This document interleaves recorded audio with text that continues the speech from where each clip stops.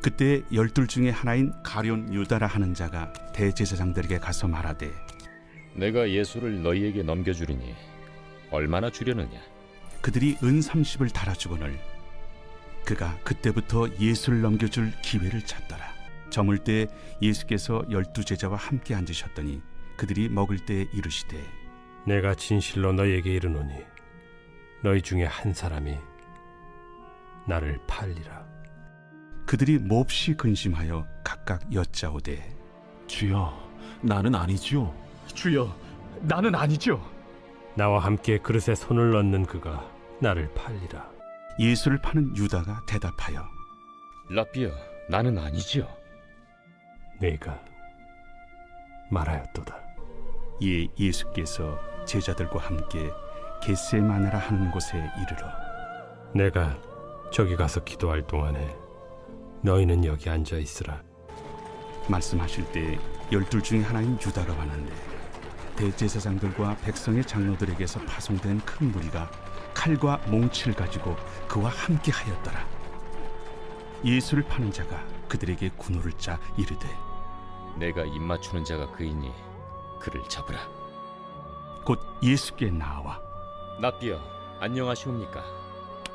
하고 입을 맞추니 친구여, 내가 무엇을 하려고 왔는지 행하라. 이에 그들이 나와 예수께 손을 대어 잡는지라. 새벽에 모든 대제사장과 백성의 장로들이 예수를 죽이려고 함께 의논하고 결박하여 끌고 가서 총독 빌라도에게 넘겨주니라. 그때 예수를 판 유다가 그의 정죄됨을 보고 스스로 뉘우쳐 그 은 30을 대제사장들과 장로들에게 도로 갖다 주며, 내가 무죄한 피를 팔고 죄를 범하였도다. 그것이 우리에게 무슨 상관이냐? 내가 당하라. 유다가 은을 성소에 던져놓고 물러가서 스스로 목매어 죽은지라. 새벽에 모든 대제사장과 백성의 장로들이 예수를 죽이려고 함께 의논하고 결박하여 끌고 가서 총독 빌라도에게 넘겨주니라. 예수께서 총독 앞에 섰음에 총독이 물어 이르되, 네가 유대인의 왕이냐? 내 말이 옳도다. 대제사장들과 장로들에게 고발을 당하되 아무 대답도 아니하시는지라. 그들이 너를 쳐서 얼마나 많은 것으로 증언하는지 듣지 못하느냐? 하되 한마디도 대답하지 아니하시니 총독이 크게 놀라워하더라.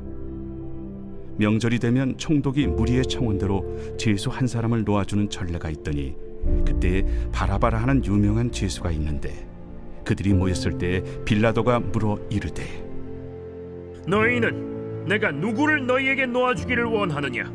바라바냐? 그리스도라 하는 예수냐?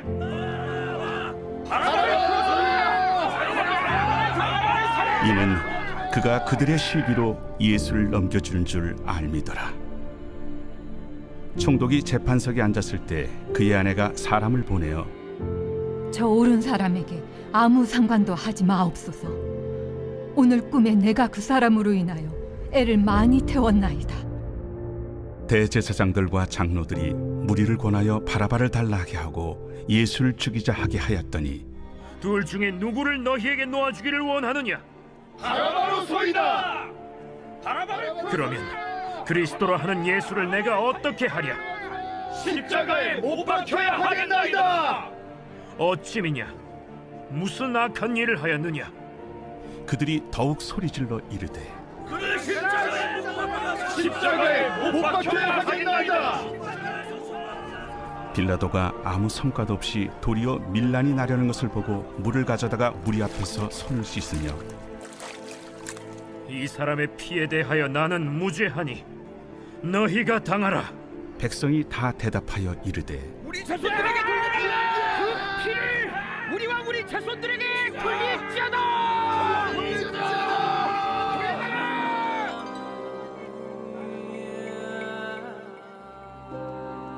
이에 바라바는 그들에게 놓아주고 예수는 채찍질하고 십자가에 못 박히게 넘겨주니라. 엘리, 엘리, 라마 사박다니! 예수께서 다시 크게 소리 지르시고 영원히 떠나시니라. 저물었을 때 아리마대의 부자 요셉이라 하는 사람이 왔으니 그도 예수의 제자라. 빌라도에게 가서 예수의 시체를 달라 하니 이에 빌라도가 내주라 명령하거늘 요셉이 시체를 가져다가 깨끗한 세마포로 싸서 바위 속에 판 자기 새무덤에 넣어두고 큰 돌을 굴려 무덤 문에 놓고 가니 거기 막달라 마리아와 다른 마리아가 무덤을 향하여 앉았더라. 그 이튿날은 준비일 다음 날이라.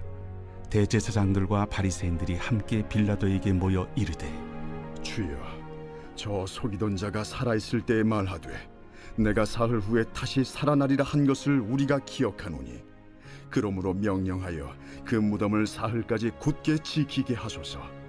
그의 제자들이 와서 시체를 도둑질하여 가고 백성에게 말하되 그가 죽은 자 가운데서 살아났다 하면 후의 속임이 전보다 더 클까 하나이다. 빌라도가 이르되 너희에게 경비병이 있으니 가서 힘대로 굳게 지키라. 그들이 경비병과 함께 가서 돌을 인봉하고 무덤을 굳게 지키니라. 끝입니다. 길죠? 오늘 우리에게 주신 하나님의 말씀은 마태복음 26장 14절부터 27장 66절입니다. 무지하게 길죠? 이 긴 말씀 중에서 우리가 두 명의 인물을 중심으로 말씀 봉독하는 영상을 함께 봤습니다. 내용을 좀 이렇게 집중해서 잘 봤나요? 유다와 빌라도 이야기를 했어요. 사실 근데 성경을 보면 알겠지만 잘랐어요. 중간중간 제가. 그러니까 유다 파트, 빌라도 파트, 이제 그들이 나오는 걸 중심으로 잘랐는데 원래 이렇게 성경을 중간중간 자기 필요한 내용만 골라서 읽는 건 이단들이 많이 하는 짓이에요. 내가 방금 한 거. 사이비 교회 가면 이렇게 자기들 필요한 것만 이렇게 해요. 근데 제가 이제 그런 거를 하려고 한 건 아니고 우리가 유다와 빌라도 이 두 인물에게 조금 더 주목하기 위해서 이 두 사람이 나오는 장면만 이렇게 토막을 내서 같이 본 겁니다. 예수님의 제자 유다, 그리고 로마인 총독 빌라도, 이 둘은요 출신 국가가 달라요. 다르겠죠? 유대인과 로마인. 그리고 종교도 다르고 정치적인 위치 등 모든 게 다른 사람입니다. 유다와 빌라도는. 특히 유다는 어쨌든 에이스죠. 예수님의 12제자 중에 한 사람이었고, 빌라도는 예수님과 크게 접점이 없는 그냥 이방인이에요. 이방인. 로마 사람이니까요. 그런데 이 두 사람에게는 공통점이 있습니다. 뭘까요? 유다와 빌라도의 공통점. 디귿이 들어간다? 디귿이 들어가는 걸로 끝나요. 너무 생각도 못한 답변이네. 뭘까? 예수의 죽음에 일조한 사람입니다. 예수님이 누구 때문에 죽었냐라고 질문을 하면 저 두 사람 이름은 무조건 먼저 나올 거예요. 누구한테 물어보더라도. 유다는요 돈을 받고 예수님을 재판장에 세웠어요. 그리고 그 세워진 예수님을 빌라도가 유죄 선고를 내리고 십자가형을 선고합니다. 그러니까 한마디로 둘 다 나쁜 놈이죠. 그러니까 성경 기준으로 봤을 때 악역으로 등장을 해요. 그러면 질문, 얘네는 하나님이 애초에 지옥 보내려고 창조한 인물일까요? 아니야. 예수라는 이 주인공을 돋보이게 하려면 어쨌든 이 예수님이 하나님의 계획에 따라 십자가에 못 박히셔야 되죠. 그럼 누군가는 십자가에 못을 박아야 돼. 그러니까 실제로 못 이렇게 망치질도 해야 되고 십자가에 매달아라 하는 역할도 필요해요. 그러기 위해서 얘네를 그렇게 소모적인 장치로 창조를 하셨을까? 그러니까 예수의 사역을 이루기 위한 수단일까요? 이 유다와 빌라도는? 하나님이 이 두 사람은 덜 사랑해서 악역이 필요하니까 그냥 나쁜 짓 해도 내버려두고 별로 중요한 인물 아니니까 엑스트라로 스쳐가게끔 그래 뭐 나는 모세 있고 바울 있고 베드로 있으니까 너네는 이렇게 해 하면서 내팽겨쳐 두셨을까요? 주인공 시리즈 4번째 시간 생각해 볼 건 이 문제입니다. 하나님은 모두를 주목하시고 각 사람에게 세밀하게 일하시고 섬세하게 그렇게 말씀하시고 주인공 삼아주신다는데 왜 누구는 아론, 갈렙, 요나단과 같은 긍정적인 역사의 주인공이 되고 누구는 유다와 빌라도 같은 나쁜 놈으로 남는 걸까요? 하나님의 1대1 인도와 음성 얘네한테 없었을까요? 있었을 것 같아? 근데 말 안 듣는 거야? 눈을 좀 이렇게 똑바로 그렇지. 자는 걸로 오해할 수 있으니 내가. 그런 하나님의 분명한 만지심이 있고 역사가 있을 텐데 어떻게 악인의 길로 계속해서 걸어가게 됐는지, 그리고 그렇게 걷다가 그러니까 하나님을 등지고 살아가다가 결말을 어떻게 맞이하는지 이 두 인물을 통해서 살펴보도록 하겠습니다. 포스터에 이름을 오늘만 2개를 쓰기에는 뭔가 나의 그 미적 기준에 합당하지 않아서 그냥 빌라도만 썼는데요. 둘 이야기를 오늘 할 겁니다. 제가 묵상하면서 깨달은 건 이 두 사람이 뭐 출신 성분도 다르고 위치도 다 달랐지만 나쁜 놈으로 그냥 남고 끝나게 된 과정이 똑같았습니다. 너무나 다른 두 사람인데 같은 패턴으로 죄의 길로 점점 더 빠지고, 그리고 그 결과 동일한 모양으로 똑같은 결말을 맞이했어요. 그리고 이 방식, 이 패턴, 점점 죄의 길에 빠지고 그 멸망의 길로 가는 이 패턴이요, 이 작전이, 사탄의 작전이 오늘날 우리에게도 똑같이 적용된다는 거예요. 사탄의 계략. 그래서 우리 이제 마귀 새끼 작전을 잘 파악해서 앞으로 잘 까먹지 않고 경계할 수 있었으면 좋겠어요. 드라마 바이블 이거 영상 보면서요, 제가 이런 말을 했어요. 처음에 유다 얘기가 나올 때 유다가 누구랑 함께 다니는지, 주변 인물들이랑 어떤 관계를 맺는지 잘 봐라. 그리고 빌라도 누구랑 대화를 하고 누구의 말을 듣는지 한번 잘 봐라 라고 이야기를 했습니다. 포인트를 좀 찾았나요? 그냥 봤어요? 먼저 유다 이야기부터 보도록 하겠습니다. 예수님 이야기를 할 때 항상 세트로 나오는 사람들이 있어요. 당시에 예수님과 예수님의 안티들, 이건 제가 항상 이야기를 같이 합니다. 그 안티의 대표적인 사람들이 대제사장, 서기관, 장로, 이런 사람들, 유대교의 높은 위치를 차지하던 종교 지도자들이요. 그 사람들은 예수님 안티였습니다. 그래서 얘네요, 허구날 모여가지고 이렇게 정모를 열어. 다 모입시다 해서 다 불러요. 2-3명이 아니었어요. 진짜 많았거든요. 다 불러요. 그리고 이 사람들이 이렇게 모이면 어떻게 저 예수 죽이지?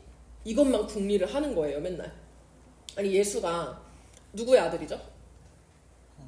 그렇지, 우리는 하나님의 아들인데 이 당시 유대인들의 시각에서는 예수가 누구 배에서 나왔어? 그렇지, 마리아 배에서 나왔어. 그리고 요셉의 아들로 몫으로 살았던 놈이야. 근데 갑자기 30살이 되더니 나 하나님의 아들, 나 신이야, 너네 나 믿어야 천국 가, 그 율법 이제 모세의 율법은 지났어, 이러니까 황당한 거죠. 아니, 지가 뭔데 신이래. 쟤 마리아에서 태어난 거 내가 다 알아. 어릴 때부터 내가 다 봤어. 그러니까 말이 안 된다고 생각하는 거야. 그래서 이 예수님 안티들은요, 온 세상 사람들에게 쟤 그냥 인간이야, 쟤 그냥 요셉 아들이야, 사기꾼이고 선동꾼이고 신성 모독하는 또라이야, 이거를 증명하고 싶었어. 자기들 말이 맞다는 거를 증명을 하고 싶었어요. 저 천하의 나쁜 놈이야, 이거를 알리고 심지어 죽이기까지 하고 싶어 했습니다. 근데 이 안티들 입장에서 문제가 있었어요. 안티 무리가 이렇게 있고 얘네가 맨날 쑥덕쑥덕대, 저 예수 어떻게 죽이지? 하는데 가장 큰 걸림돌이 하나가 있는 거예요. 문제가 하나 있었어. 뭐냐면 항상 예수님이 혼자 있지 않았어. 예수님을 둘러싼 제자들도 그렇고요. 제자 12명에 그냥 군인들 보내서 죽이면 돼. 근데 팬이 항상 너무 많은 거야. 항상 그 예수님을 쫓아다니는 제자들, 무리들, 그 여자들, 너무 이제 군중 속에 항상 있다 보니까 기회를 잡을 수가 없는 거죠. 우리 한동안 저 한남동 엄청 시끄러웠습니다. 그죠? 그래서 다닐 때 막 차도 막 엄청 다니기 힘들었고 그랬어. 시끄러운 이유는 이거야. 어떤 한 사람을 잡아가려는 안티들, 그리고 그 안티들과 대적해서 이 한 사람을 지키려는 팬들. 그러니까 그게 몇백 명씩 몇천 명씩 모여가지고 파이트를 붙으니까 난리가 난 거죠. 마찬가지예요. 예수님 안티들도 이걸 걱정했어. 자기들이 이렇게 가면은 그 예수님 팬들이 이렇게 지키면 어떻게 할 거야? 헬기로 이렇게 건질 거야? 불가능하잖아요. 그래서 본인들이 공개적으로 딱 움직여서 예수님을 잡아다가 사형 선고를 때리려고 하면 예수님 팬들이 저렇게 나와가지고 몸빵하고 시위하고 쿠데타 일으키고 할까봐 엄두를 못 내고 있었습니다. 일도 복잡해지고 실제로 불가능할 거라고 본 거죠. 근데 심지어 이때 이 한창 작당모의 하던 시기가요, 하필 또 명절이었어요. 그러니까 안 그래도 복잡해, 그 주변이. 그리고 안 그래도 사람들이 생업 내버려두고 조금 시간 여유도 있어. 그럴 때다 보니까 조금 이제 이러지도 저러지도 못하고 작전만 세우고 전전긍긍하고 있었던 거죠. 안티들이. 그 순간 이 안티들을 구원해줄 한 사람이 찾아와요. 그 사람이 오더니 내가 예수 동선 다 알아요. 예수가 언제 어디를 가고 언제 혼자 기도하러 가고 어느 산에서 남몰래 사람들 없이 한적하게 기도하는지 내가 다 알아요. 은밀하게 체포할 수 있도록 도와주겠습니다. 라고 이야기를 합니다. 그게 누구죠? 유다였어요. 유다가 먼저 찾아가. 그러니까 은 30 줄 테니까 예수님 팔아 이렇게 설득한 게 아니라 지가 먼저 찾아가요. 그 안티들 모임에 가서 그 정모에 가가지고 내가 해줄게요 이렇게 합니다. 근데 유다 찾아갔다고 했죠. 이렇게 찾아가기 전에요. 예수님이랑 함께 있었습니다. 그러니까 지 혼자 있다 간 것도 아니고 예수님이랑 어느 잔치집 가가지고 함께 이제 저녁 식사하고 대화하고 예수님 사역을 같이 하고 있었어요. 근데 그렇게 함께 있다가 와서는 지가 예수님 넘겨주겠다고 말을 하는 겁니다. 배신자죠. 제대로 된 배신자.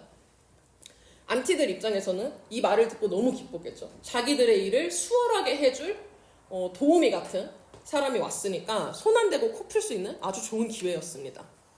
그래서 기쁜 마음으로 엄청 환영해주면서 잘 왔다 유다야. 유다씨 잘 오셨어요. 이렇게 하면서 스파이 짓을 하니까 우리가 돈을 줄게요. 그 대가로. 그래서 평소 사람들이 받는 월급의 4배를 줘요. 그러니까 4개월치 월급을 일시불로 주겠다. 라고 고마워하고 환영해 줍니다. 그렇게 뒷거래를 하고 나서요. 유다는 다시 예수님에게로 갑니다. 그러니까 예수님이랑 있다가 배신 때리고 다시 예수님한테 가요. 그리고 가서는요. 그 우리 최후의 만찬 알죠 여러분? 그 그림 다 본 적 있죠? 그 최후의 만찬 자리, 그 식사 자리를 함께 합니다. 식사를 이렇게 잘 해요. 그리고 식사를 마쳤어. 예수님은 기도하러 가세요. 혼자 산으로 기도하러 가세요. 그리고 유다는 다시 안티들에게 가요. 지금 계속 왔다 갔다 하죠. 예수님이랑 있다가 안티 갔다가 다시 와서 예수님이랑 밥 먹고 대화하고 또 안티들한테 가요. 대단하죠. 그러니까 일을 저지르려는 생각을 멈출 생각이 없어요. 안티들에게 다시 간 유다는요. 이제는 예수의 제자가 아니라 완전 거의 안티 모임의 일원이 돼버렸어. 몇 번이나 갔는데 안티 모임의 일원이 된 모습으로 예수님을 찾아가요. 이번에 누구랑 가냐? 대제사장들과 군인들 데려가요. 나 이제 내 친구들 데려온 거야. 나는 여기 팀원이고 나 이제 기죽을 거 없어. 든든해. 백을 끌고 백을 데리고 예수님한테 갑니다. 그리고 예수님한테 가서요. 인사하는 척을 해. 인사 뭐 실제로 했겠죠. 예수님한테 가서 인사하는 척 딱 가가지고 내가 인사하는 그 사람이 예수니까 잡아가세요. 나랑 내가 1대1로 잠깐 시간 끌 테니까 그때 잡아가면 돼요. 했던 그 사인을 예전에 약속을 해놨다가 이제 사인을 딱 보내서 안티들이 예수님을 잡아가. 저자가 예수구나. 지금 혼자 있네? 혼자 기도하러 왔나봐. 잡아가야겠다. 하고 잡아가요. 여기까지가 유다의 만행입니다. 아주 요약을 했죠. 유다는 PPT에 나온 것처럼 결정적으로 3단계를 거쳐서 예수님을 팔아넘기는 그 죄악을 저질러요. 배신을 저지른 거죠. 3단계. 근데요, 이 동안 예수님이 가만히 계신 게 아닙니다. 순간순간 주님께서는 유다에게 주목하셨어요. 모든 것을 아시는 우리 예수님, 유다를 그냥 방관하지 않으셨습니다. 죄의 길에서 돌아오라고. 너 지금 배신하려고 하고 있지? 그 생각 지금이라도 바꿔. 기회야. 지금이라도 돌아오면 받아줄 거야. 라는 마음으로 계속해서 힌트를 주시고 찔림을 주시고 기회를 주셨어요. 근데 유다는 멈추지 않고 점점 배신자의 길로 가버린 거죠.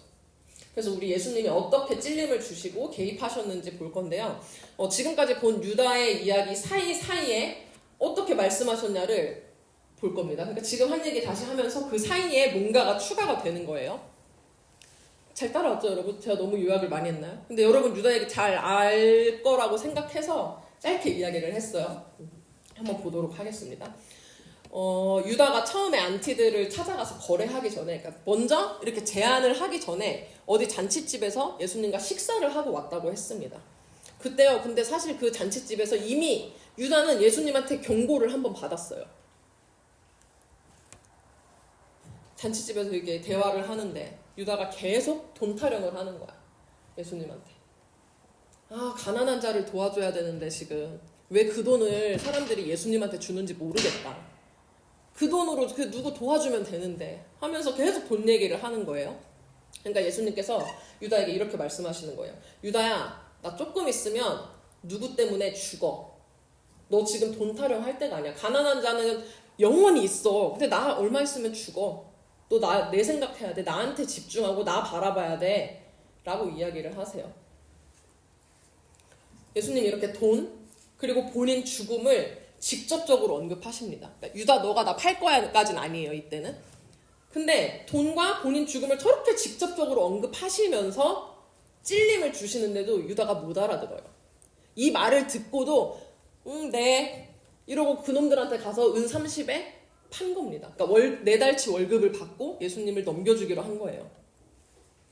그렇게 거래를 마치고 다시 예수님한테 갔다 그랬죠. 그때도 예수님은 한 번 더 기회를 주세요. 최후의 만찬 자리에서 일어났던 대화입니다. 이번에는 조금 더 직접적으로 말씀하세요. 예수님이 먼저 얘기를 꺼내. 이때는 유다가 뭘 한 게 아니라 지금 여기에 이 자리에 나와 우리 12제자들 있어. 근데 이렇게 나는 3년간 함께한 나의 제자 니들 12명 중에 나를 팔아넘길 사람이 있어 라고 이야기를 하십니다. 조금 더 옥죄요 저건가? 아까보다는. 여러분이 유다라면 이때 어땠을 것 같아요? 쫄리지. 그게 정상이에요. 무서워가지고 걸렸다. 망했다. 어떡하지? 지금이라도 용서해달라고 하면 되나? 나 진짜 은밀하게 가서 했는데 아무도 없을 때 혼자 찾아가서 했는데 어떻게 하시지? 망했다. 걸렸다. 그런데요 유다가 반응이 진짜 대단해. 유다 뭐라고 하냐면 예수님 그거 저 아니죠? 라고 이야기를 해요. 다른 제자들은 이렇게 나선 사람 없어요. 지가 그냥 뻔뻔하게 예수님 저는 아니죠. 저 아닌데 를 어필을 합니다. 진짜 뻔뻔하죠. 연기를 잘하는 건지 아니면 뭐 기억상실이 걸린 건지 깡이 좋은 건지 뭔지 모르겠어. 그런데 이때요 예수님 더 멈추지 않으세요. 예수님도 한 성격 하셨던 것 같아. 응 너야 네가 나 팔아 라고 대답하십니다. 응 너야 나 파는 거 너야. 이대로 두면 진짜 돌이킬 수 없을 것 같으니까 더 직접적으로 얘기를 하시는 거죠. 근데 얘 또 대단해. 네 이러고 다시 안티들한테. 이 와중에도 돌이킬 생각을 못해요. 그러거나 말거나 유다는 저 말을 듣고도 안티들 모임으로 다시 갑니다. 회개의 기회를 계속 지발로 걷어차요. 지금이라도 멈추면 되는데 저 때라도 죄송해요 예수님 하고 멈췄어야 되는데 그리고 그걸 바라셨는데 유다는 그러지 않아요. 계속해서 악의 길로 더 적극적으로 들어갑니다. 그 길로 유다는 안티들에게 가요. 가서 이제 예수님 어디 있는지, 예수님 몇 시에 어디로 갈지, 가서 뭐 하는지, 언제 혼자 있는지 이런 거를 다 일러 바칩니다. 그 계획을 브리핑을 하고 싹 끌고 와. 예수님 계신 곳으로 데려와요. 그렇게 오더니 아까 예수님한테 인사했다고 했죠? 엄청 예를 갖춘 당시 문화 기준으로 되게 예의 있게 인사를 해요. 선생님 안녕하세요 라고 인사를 합니다. 여러분이 예수님이라면 진짜 빡 돌겠죠? 다 지금 군대 몇십 명 끌고 와놓고 나보고 선생님 안녕하네. 뭘 안녕해? 니 때문에 안녕 못하는데. 말이 안 되잖아요. 근데 예수님 네가 나 팔 거지? 라는 말을 듣고도 회개하지 않고 결국 이를 저지른 그 유다에게 또 한 번의 기회를 주십니다. 이렇게 말씀하세요. 나의 친구 유다야 너 여기 무슨 일로 왔니? 라고 하십니다. 예수님 몰라서 물어봤을까요? 다 아세요. 이미 예전부터 알았는데 뭐. 심지어요 저 배신자한테 일부러 친구라고 불러주십니다. 친구래. 같은 편이래. 얘는 이미 다른 편 돼가지고 그 지 패거리 백들 수십 명 데리고 왔는데 내 친구래 예수님이. 이 장면이 정말 그 예수님의 사랑과 긍휼히 여겨주심이 아주 극대화된 장면이라고 생각을 합니다. 유다에게는 아마 이게 찐막 최종 오브 최종 기회였을지도 몰라요. 사실 이미 수십 명을 데리고 왔어. 진치고 있어. 대기하고 있어. 예수님 혼자야. 무기 없어. 이 상황에서 예수님이 막 기적을 일으켜서 하늘로 솟거나 이러지 않는 이상 잡혀갈 수밖에 없긴 하죠. 그리고 애초에 예수님은 십자가에 달리실 걸 알고 있었고 이때 기도하시면서 이제 마음을 먹은 상태였기 때문에 순순히 잡혀가셨을 거예요. 굳이 기적 안 일으키고. 근데 그건 그거고 예수님 입장에서 내가 죽는 건 죽는 거야. 온 인류의 죄를 뒤집어 쓰고 난 죽기로 했고 하나님이 나를 그래서 보냈고 나 오케이 했어. 그건 그거야. 근데 그거랑 별개로 나의 사랑하는 제자 유다가, 나의 주인공인 유다가 이제라도 내 앞에 엎드려서 회개하길 바라시는 거죠. 누구 때문에 죽고 뭐 이런 거 다 떠나서 내가 죽는 건 정해져 있지만 그럼에도 불구하고 유다만큼은 나를 배신하지 않기를 바라셨던 겁니다. 이제라도 내 앞에 엎드려서 아 주님 죄송해요. 제가 이러이러해서 거래를 했는데 잠깐 눈이 돌았던 것 같아요. 미쳤던 것 같아요. 용서해 주세요. 저 어떡하죠? 이미 저기 군인들 다 와 있어요. 예수님 어떡해요? 라는 이야기를 바라셨던 것 같아요. 그런데요, 유다는 이 마지막 기회마저 날려버립니다. 예수님은 저렇게 친구라고까지 해주시고 몇 번에 걸쳐서 그렇게 찔림을 주시고 경고를 하셨는데 유다는 이미 죄에 눈이 멀어가지고 알아들어먹지 못해요. 들었는데 못 들어. 말했는데 귀가 어떻게 막혀있나 봐. 이후 유다는 어떻게 됐을까요? 죽었어. 사람은 다 죽어요. 우리 마태복음 27장 한번 펴보겠습니다. 맞아.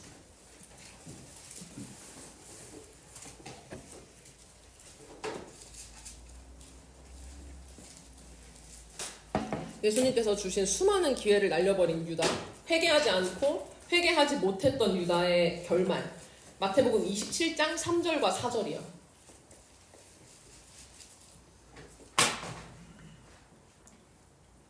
네, 같이 읽겠습니다. 시작.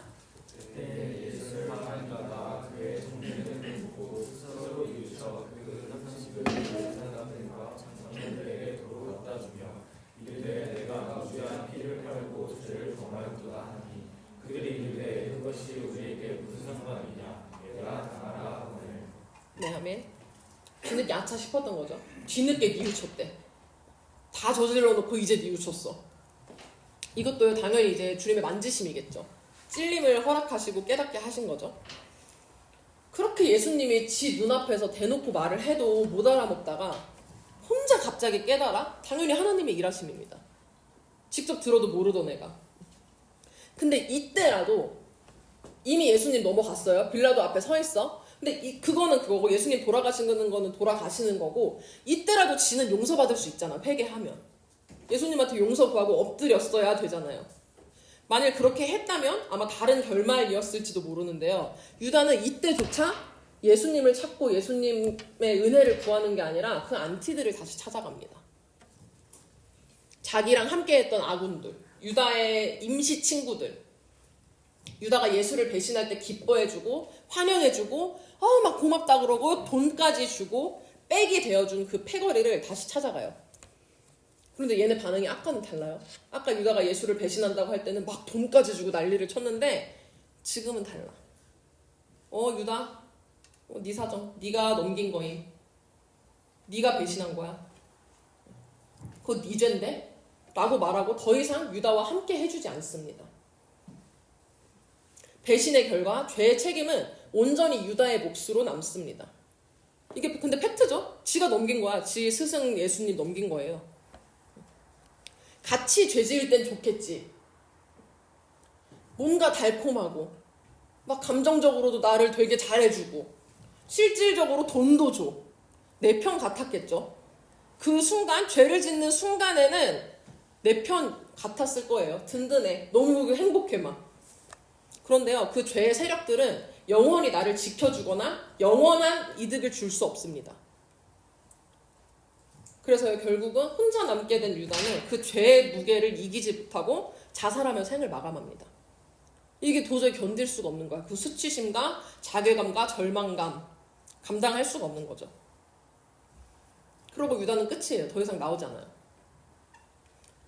두 번째 인물, 우리 빌라도의 이야기로 넘어가 보겠습니다. 빌라도 외국인이에요. 외국인. 이방인. 그러면 하나님을 믿을까 안 믿을까? 안 믿어요. 하나님을 안 믿던 사람입니다. 로마인. 그러니까 빌라도 입장에서는 예수라는 인간이 하나님의 인간이라고 하든 말든 자기한테 중요해 안 중요해? 안 중요해. 그럼 뭐 저런가 보다. 예수 안티들은 신성모독을 가지고 걸고 넘어졌지만 빌라도는 그게 중요한 게 아니에요. 뭐 종교도 남이고. 근데 중요한 건 이거지. 그 지역을 다스리는, 관할하는, 관리하는 총독으로서 만약에 이 예수가 범죄를 저질렀다면 그거는 심판해야 돼. 그건 재판해야 될 게 맞아. 그쵸? 빌라도 입장에선 그래요. 그래서 빌라도는 예수의 죄를 찾기 위해서 신문을 시작합니다. 신문, 대화를 걸었다는 거예요. 근데 이렇게 대화를 해보니까 예수가 죄가 없는 것 같은 거야. 뭔 죄를 저질렀는지 모르겠어. 보니까 뭐 쿠데타 일으킨 것도 아니야. 로마에 반역한 것도 아니야. 로마에 세금도 잘 내라 그랬어. 그리고 사람들 고쳐줘. 아픈 사람 고쳐줘. 못 걷는 사람 이렇게 해줘. 그 먹을 것도 줘. 5,000명씩 막 먹여. 그리고 직접 대화를 이렇게 하다 보니까 사람 자체가 그렇게 막 선동꾼이라든가 이런 느낌도 없는 거예요. 반역자가 전혀 아니야. 딱 필요한 말만 하고 쓸데없는 말 하면서 막 사람들 현혹시키고 이런 것도 아닌 거죠, 예수님이. 그래서 빌라도는 이방인이지만 예수님과 대화를 하면서 이 사람 무죄다. 이걸 알았습니다. 저 안티들이 그냥 예수라는 인간을 질투해서 데려온 거구나 까지 다 파악을 했어요. 그러면 이거를 가지고 이제 지 양심껏 재판을 했으면 됐는데 예수님이 이제 신문을 통해서 말씀하신 대로 그래 뭐 죄 없네. 오케이 예수 무죄 하고 지가 결정을 하면 되는데 예수님을 풀어주지 않습니다. 총독이고 그러니까 본인이 하는 거에 따라서 뭐 별로 태클 당할 일도 없는데 하지 못해요. 그렇게.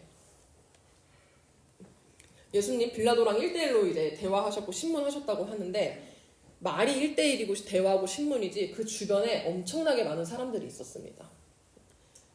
구경꾼들이 너무너무 많았어요. 다 그 구경꾼들은 사실 다 예수님 안티였겠죠. 재판장에 있던 그 수많은 백성들, 대제사장이든 그 자기를 둘러싼 모든 사람이 무슨 말을 하고 자기에 대한, 그러니까 예수님에 대한 루머를 이야기해도 예수님은 아무에게도 대꾸를 하지 않으셨습니다. 저거 아닌데?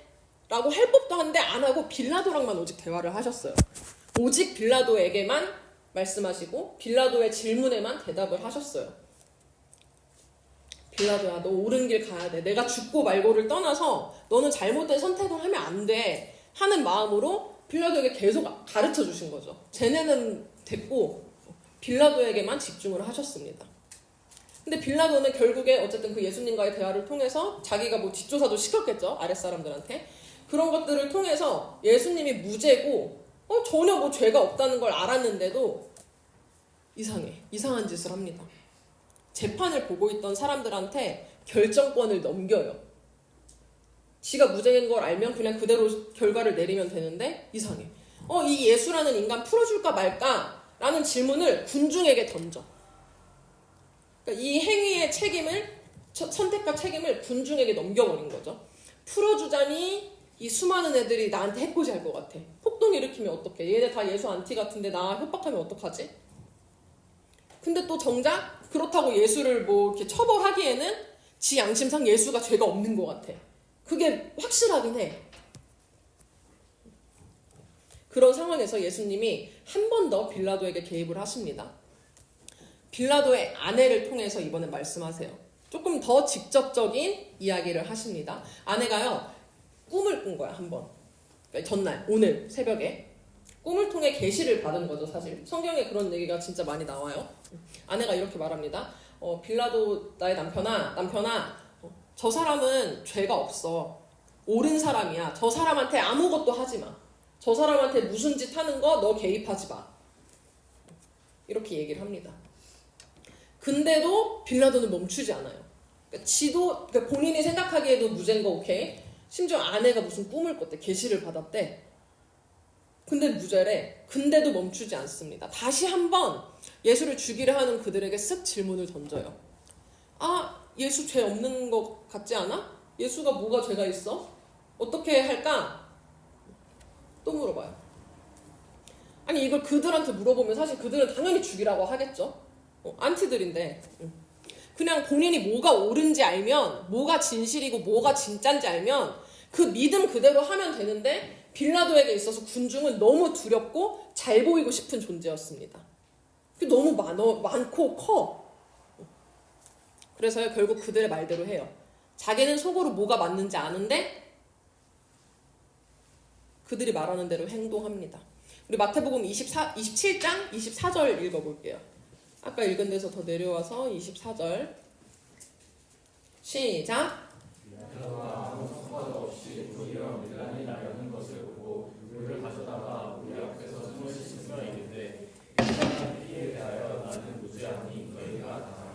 아멘.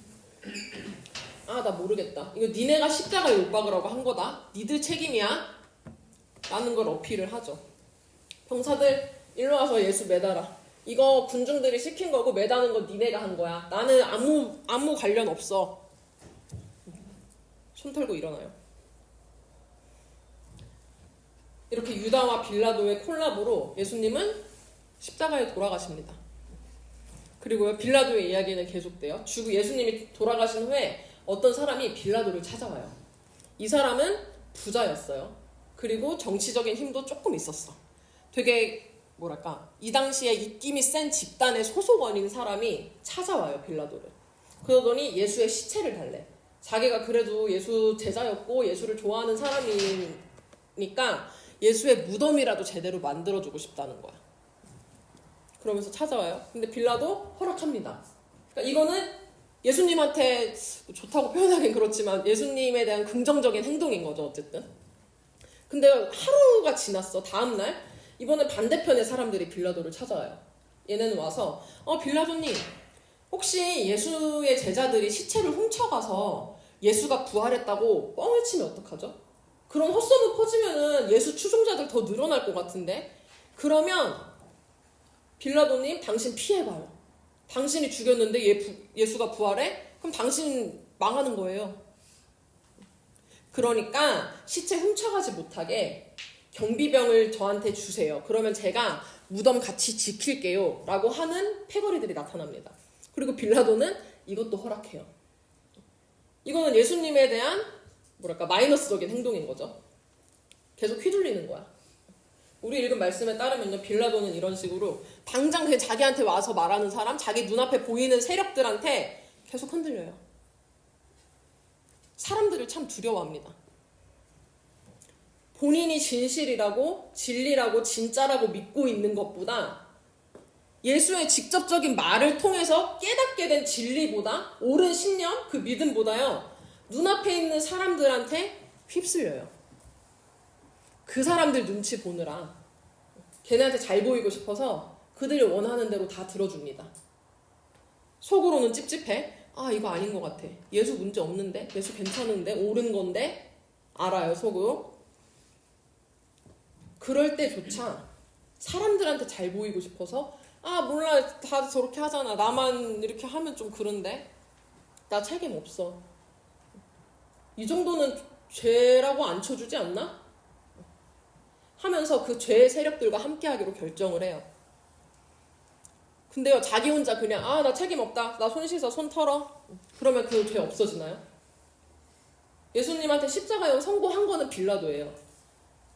빌라도는요, 자기가 저지른 일을 군중에게 떠넘기려고 했습니다. 그런데 그들은 빌라도를 지켜주지 않아요.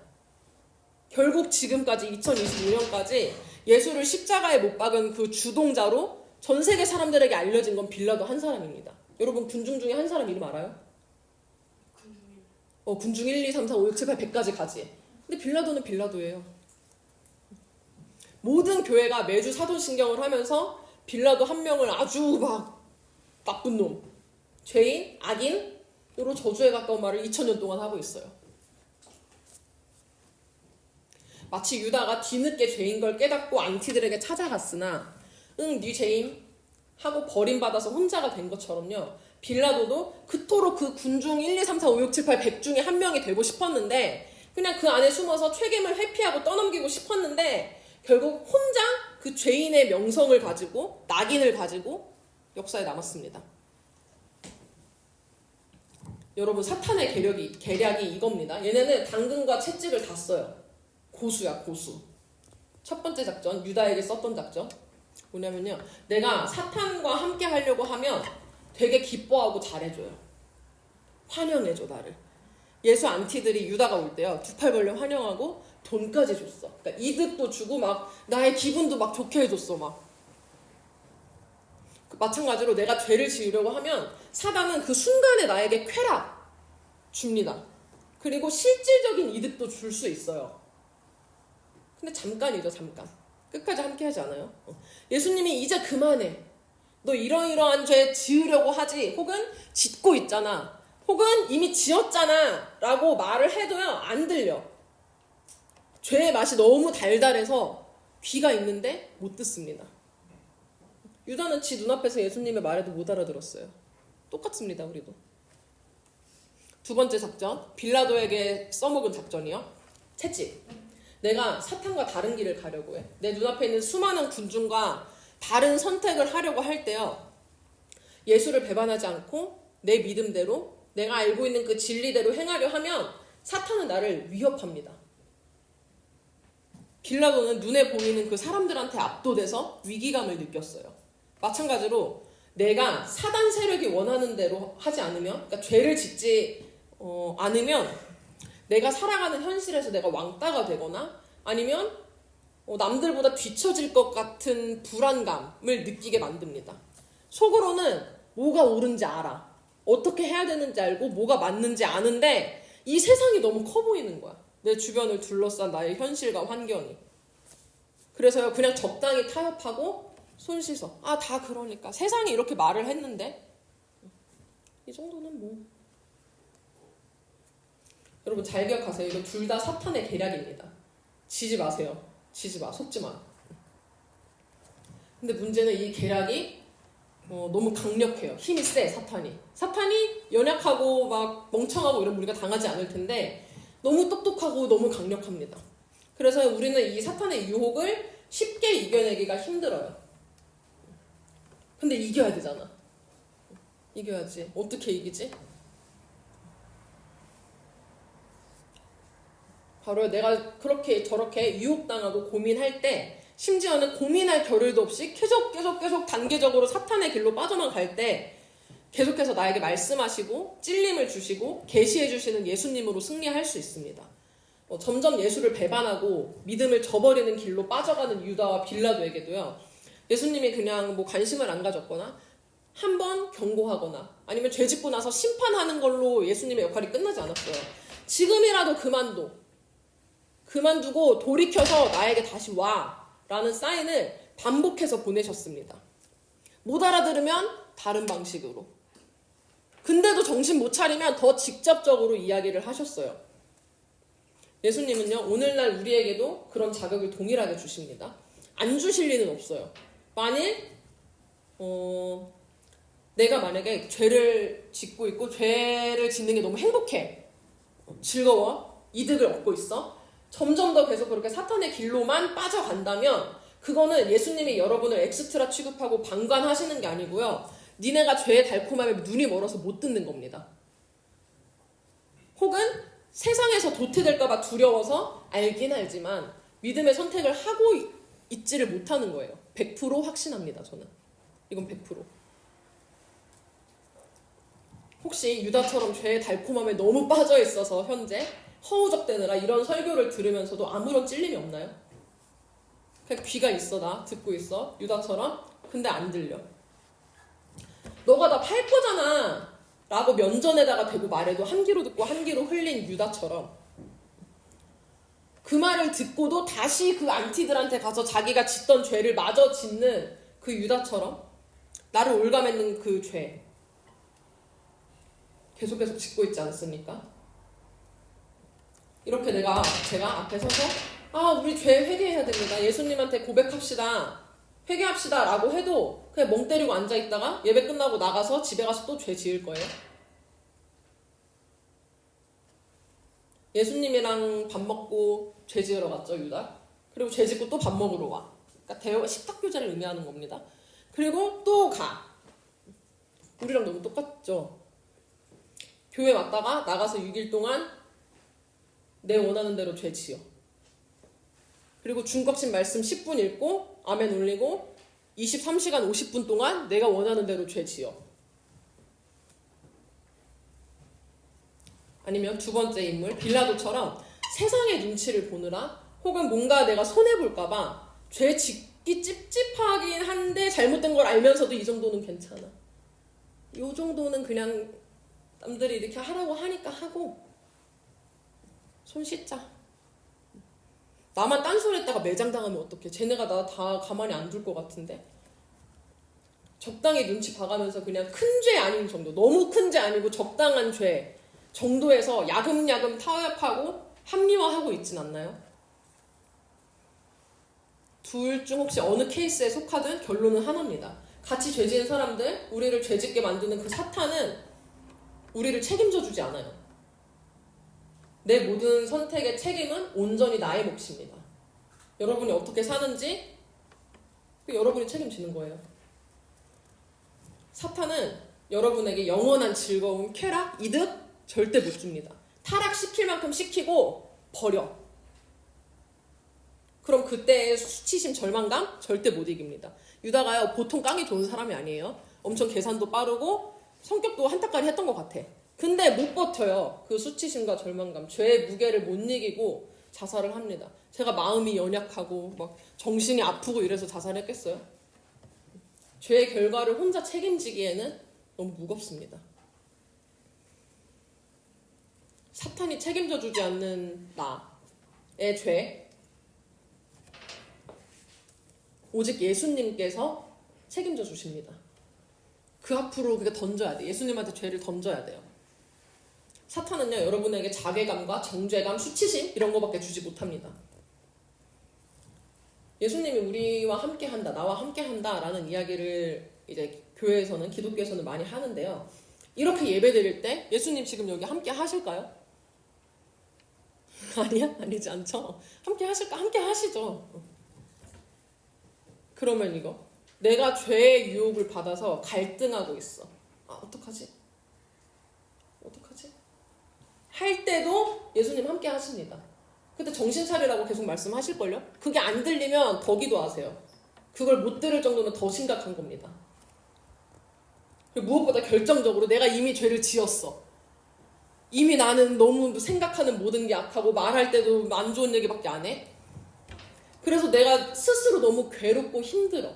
스스로가 너무 한심하고 나는 왜 이렇게밖에 안 되지? 교회 나가서 나 뭐 하는 거야? 싶을 때, 그렇게 절망을 느낄 때도 예수님은 함께 하십니다. 그러면서 함께 하시면서 약 올릴까 우리는? 야 너 참 뻔뻔하다. 1시간 예배드리고 6일 동안 네 맘대로 살고 참 잘한다. 이러실까요 옆에서? 이런 생각이 들면 그거 사탄이 주는 생각입니다. 지금부터라도 내 편으로 와. 너의 편은, 너의 백은 그 사탄 새끼들이 아니라, 그 죄의 세력이 아니라 너 나의 친구잖아. 나한테 와. 나에게 속한 내 백성으로 살아야지 라고 언제나 말씀하십니다. 여러분이 아무리 큰 죄를 지어도 그렇게 말씀하세요. 지옥에 가기 위해서 예수님을 배반하고 예수님을 팔아넘겨서 그러니까 나쁜 놈으로만 남기 위해서 태어난 사람은 아무도 없습니다. 악역이 되기 위해서 창조된 사람이 아무도 없다고요. 가장 막 추잡하고 징글징글하고 스스로도 더럽다고 여길 만한 죄가 머리부터 발끝까지 덕지덕지 붙어 있을 때도 예수님은 함께 하세요. 나를 주인공으로 삼으시기 위해 계속해서 일하시고 말씀하십니다. 그걸 내가 깨닫고 교회 밖에서도 언제나 어디서나 주님 붙들고 있으면 위에 있는 사람들 되는 거고, 아니면 그냥 유다 빌라도로 끝나는 거죠. 유다와 빌라도는 그 주의하는 것에 실패했습니다. 죄가 너무 즐거워서 혹은 세상이 두려워서 나와 함께 하시는, 지금 내 눈앞에서 말씀하고 계시는 예수님을 못 느꼈어요. 지가 이거 들으면서도 몰랐다니까. 죄인이고 뭐고 계속해서 두드리시고 또 지금이라도 나한테 엎드려 돌아와 라고 말씀하시는 거를 듣는데도 회개를 안 했다고. 설교가 참 길었죠? 길었어. 오늘 정말 길었어요. 수련회 전에 이 죄와 예수님에 대해서 한 번은 꼭 짚고 넘어가야 돼서 강연을 했는데, 여러분 꼭 진지하게 고민해 보시길 바랍니다. 나는 여러분에게 아까 말했죠. 정죄감은 사탄이 주는 겁니다. 쓸데없는 정죄감을 심어서 행동 하나하나 할 때마다 하나님한테 쫄게 되고 이런 거를 바라는 게 아니에요. 회개하라고. 그리고 내가 회개해야 할 죄인인 거를 깨달았으면 좋겠어요, 정말. 이런 설교를 듣고도 죄에 대한 생각, 내 존재에 대한 생각이나 고민이 안 들면 기도를 더 하시길 바래요. 방법이 없습니다. 그런 친구들 지금 사단의 노예로 살고 있는 겁니다. 그래서 못 듣는 거. 아까 말했잖아. 유다가 예수님 말씀을 듣고도 깨닫지 못한 이유? 아주 그 사탄 세력에 푹 빠져 있어서 그런 거예요. 여러분이 그런 사탄의 노예, 쫄개가 아니기를 바랍니다. 정말. 하나님은 백성으로 삽시다. 선택하세요. 사탄 새끼의 쫄개로 살지 하나님 백성으로 살지. 다 함께 일어나셔서 찬양하겠습니다.